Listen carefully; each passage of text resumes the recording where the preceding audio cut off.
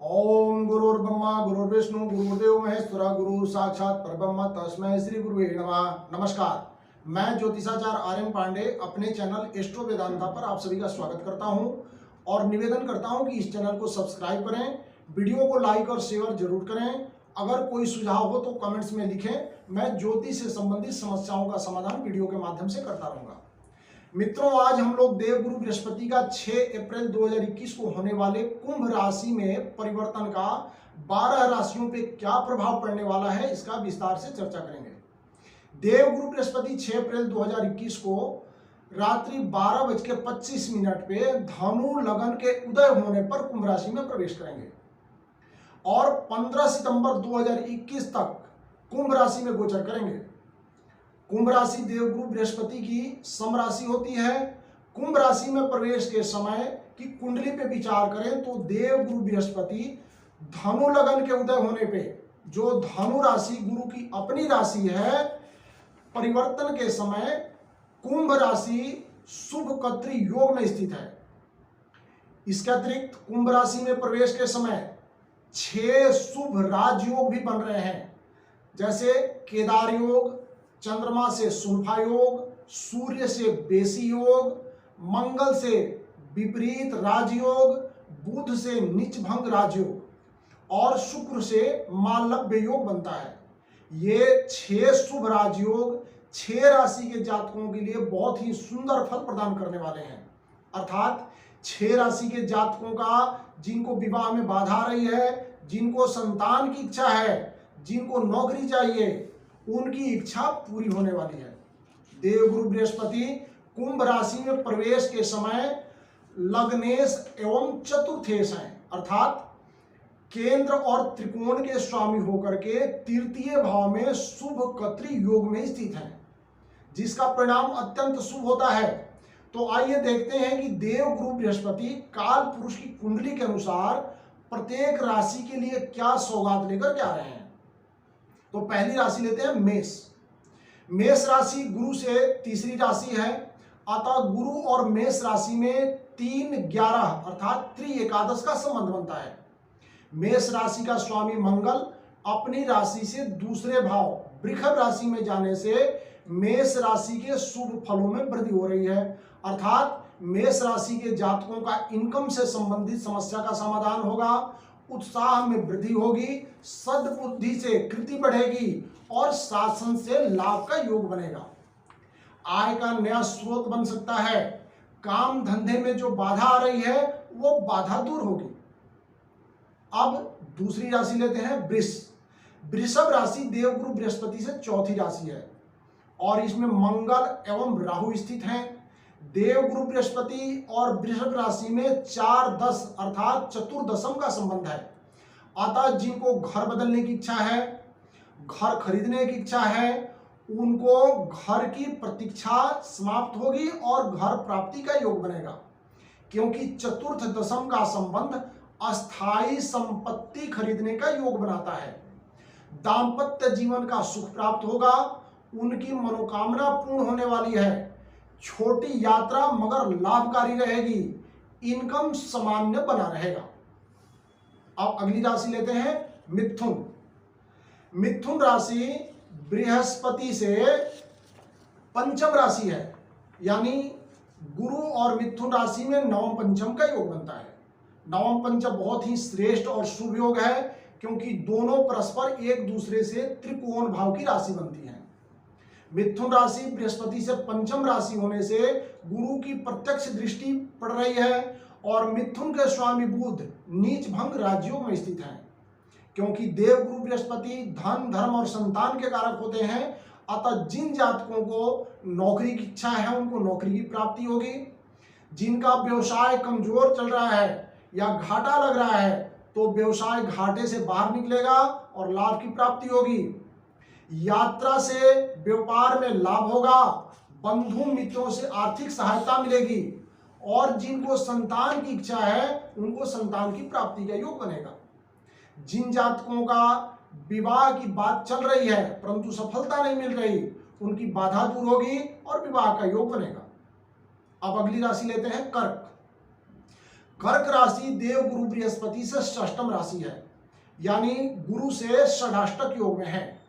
छठा भाव रोग, ऋण और रिपु का होता है, अतः कर्ज लेने से सावधानी बरतें, क्योंकि इस योग में लिया हुआ कर्ज देर तक चुकता नहीं होता, अतः आर्थिक हानि का योग बनता है।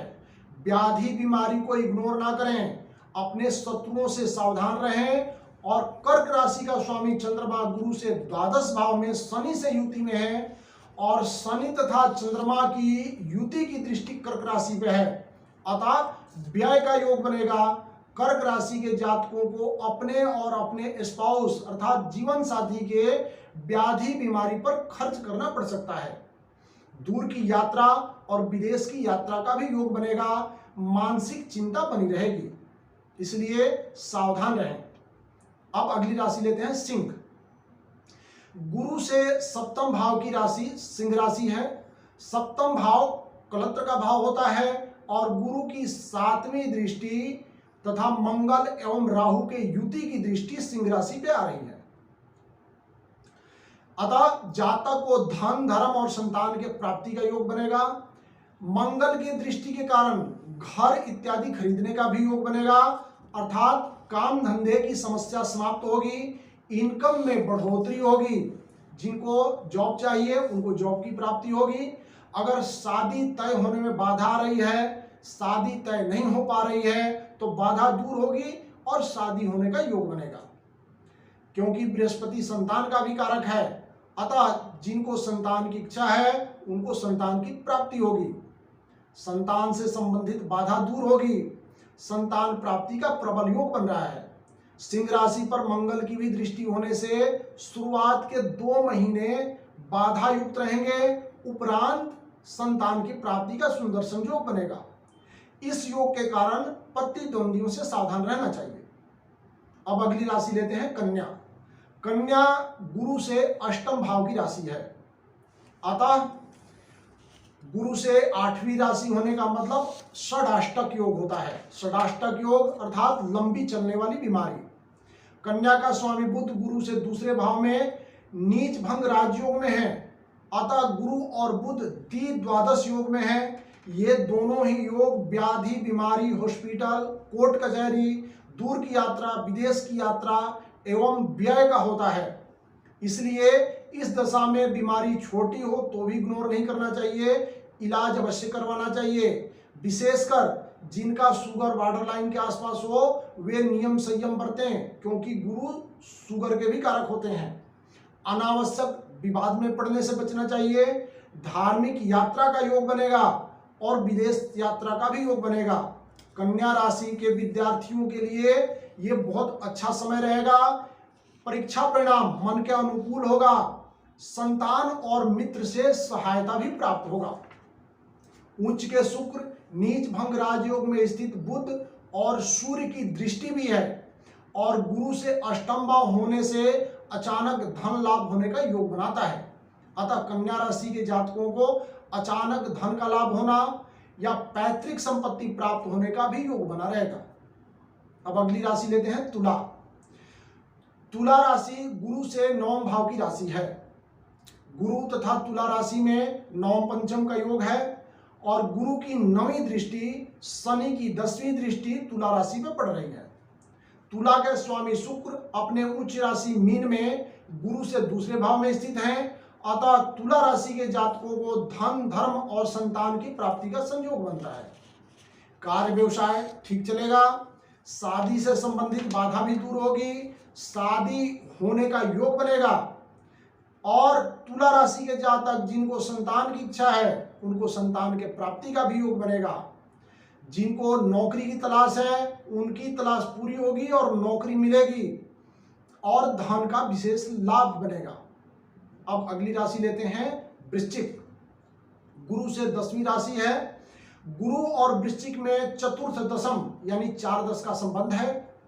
वृश्चिक राशि में केतु स्थित है, और वृश्चिक राशि पर इसके स्वामी मंगल और राहु की दृष्टि है।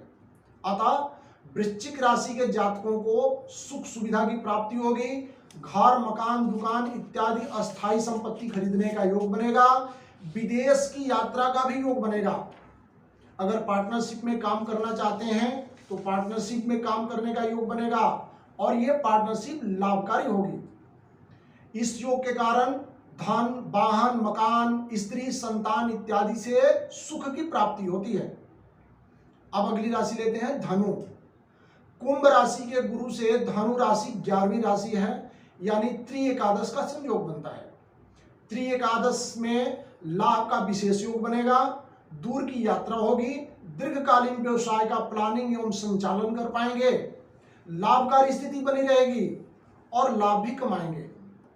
धनु राशि के जातक द्वारा नया काम किया जा सकता है जिसके कारण आय और व्यय समान रहेगा।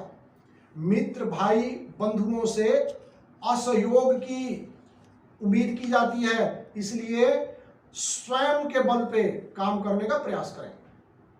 अब अगली राशि लेते हैं मकर। मकर राशि गुरु से 12वीं राशि है। मकर राशि का स्वामी स्वराशि का होकर के मकर में ही स्थित है और मकर राशि काफी मजबूत स्थिति में है और सर्वाधिक ऊर्जावान राशि है। परिणाम स्वरूप दूर की यात्रा का योग बनता है। काम के लिए देश से बाहर या अपने देश में ही दूर की यात्रा करनी पड़ सकती है, परंतु चोट इत्यादि लगने का ध्यान रखें। अति लाभ होने का भी संकेत है क्योंकि देव गुरु बृहस्पति मकर से दूसरे भाव में यानी कुंभ राशि में स्थित रहेंगे और दूसरे भाव में होने से अचानक लाभ का योग बनेगा। अब अगली राशि लेते हैं कुंभ। कुंभ राशि में ही गुरु का राशि परिवर्तन हो रहा है। कुंभ राशि के स्वामी कुंभ से 12वें भाव में स्थित हैं और कुंभ राशि शुभ कत्री योग में भी स्थित है। अतः कुंभ राशि को गुरु का सर्वाधिक शुभ ऊर्जा प्राप्त होता है। गुरु के कार्य तत्व के अनुसार धन, धर्म और संतान का योग बनेगा। सारावली में कुंभ राशि के लिए कहा गया है, पिसुनो न साधुशीला कुशिल्प तोयाश्रमेषु क्रमरतः मुख्यो गणश्च सुदामनी च भीरतो निशंसच लुब्धो व्याधिग्रस्त स्ववाग्दोषेण नासितार्थ च प्रज्ञादि गुणहीनो घटे गुरु स्याद् गुरु स्त्रीगः। अर्थात कुंभ राशि में बृहस्पति हो तो व्यक्ति आलोचना करने वाला, असाधु आचरण करने वाला, शिल्प कला का जानकार, दस्तकारी का काम करने वाला, पानी के स्थान पर काम करने वाला या पानी कहीं काम करके लाभ कमाने वाला, अपने समाज का मुखिया, अधीनस्थ कार्यरतों का ख्याल रखने वाला, धन संचय में माहिर यानी धन एकत्र करने वाला, रोग से ग्रसित, कठोर वाणी बोलने वाला और अल्पमति होता है। अतः सावधानी भी बरतनी चाहिए। अब अगली राशि लेते हैं मीन। मीन राशि गुरु से दूसरी राशि है, अतः मीन के स्वामी गुरु अपने राशि मीन से 12वें भाव में है। मीन राशि में उच्च के शुक्र, नीच भंग राजयोग में बुध स्थित है और स्वराशि के शनि से दृष्ट है। अतः मीन राशि शुभ युक्त और शुभ दृष्ट होने से ऊर्जावान राशि है। अतः अचानक धन का लाभ होगा, परंतु रेगुलर इनकम में कमी भी हो सकती है क्योंकि अचानक नौकरी तो लग जाएगी परंतु अचानक कोई खर्चा भी आ सकता है। बहुत समय से पेंडिंग काम जो नहीं हो पा रहा था, इस परिवर्तन के बाद आसानी से हो सकेगा। सुख सुविधा की वृद्धि होगी, साथ ही व्यय होने का भी योग रहेगा क्योंकि विदेश यात्रा का या घर से दूर यात्रा होने का योग बनता है। व्याधि बीमारी से सावधानी रखनी चाहिए और कर्ज लेने से बचाव करना चाहिए। इसमें कर्ज देना भी मना होता है क्योंकि इस दशा में लिया अथवा दिया गया कर्ज जल्दी चुकता नहीं होता। तो ये 12 राशियों का फल। अब जिनका बृहस्पति नीच, अस्त या शत्रु राशि के होने से या षष्टम, अष्टम या द्वादश भाव में होने के कारण शुभ फल नहीं दे रहे हो तो उनको क्या करना चाहिए? उनको देवगुरु बृहस्पति की आराधना करनी चाहिए जिससे देवगुरु बृहस्पति प्रसन्न हो और पूर्ण फल की प्राप्ति हो। जैसा कि मैं पहले बताया, देवगुरु बृहस्पति धन, धर्म और संतान तीनों के स्वामी होते हैं। अगर देवगुरु बृहस्पति प्रसन्न है तो शादी से संबंधित, संतान से संबंधित और धन इत्यादि से संबंधित समस्या का समाधान हो जाता है। तो अगर देव गुरु बृहस्पति अच्छा या पूर्ण फल या शुभ फल नहीं दे रहे हो तो इसके लिए आपको क्या करना चाहिए, इसके लिए मैं आपको शास्त्रीय नियम बताता हूं। बृहस्पतिवार को देव गुरु बृहस्पति का व्रत व पूजन करना चाहिए, यह सर्वदा सबसे श्रेष्ठ निवारण होता है। बृहस्पतिवार को चने की दाल एवं गुड़ गाय को खिला सकते हैं। बृहस्पति का एकाक्षरी मंत्र ओम ब्रीम बृहस्पते नमः, इसका आप जप कर सकते हैं, अथवा ओम ग्राम ग्रीम ग्रोम स्वः गुरुवे नमः, इसका पाठ करें।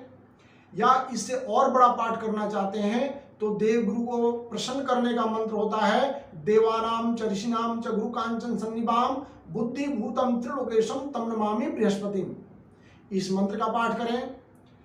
विष्णु सहस्त्र नाम का पाठ सर्वदा उचित होता है और हर प्रकार के कष्टों का निवारण करते हैं। रत्न की बात करें तो देव गुरु बृहस्पति का रत्न पुखराज माना जाता है। पुखराज मुख्यतः 4 रंगों का होता है, पीला, सफेद, हरा, पिंक। विवाह, व्यवसाय और नौकरी के लिए दाएं हाथ की पहली उंगली में पीला पुखराज धारण करना चाहिए। विद्यार्थियों को गले में पुखराज का पेंडल बना करके धारण करना चाहिए, इससे बृहस्पति जनित सब प्रकार की समस्याओं का समाधान होता है। इन शास्त्रीय उपायों को करने से देव गुरु बृहस्पति प्रसन्न होते हैं, शिक्षा, धन, विवाह एवं संतान से संबंधित बाधा दूर करते हैं और श्रेष्ठ एवं शुभ फल प्रदान करते हैं। इति शुभम, धन्यवाद, नमस्कार।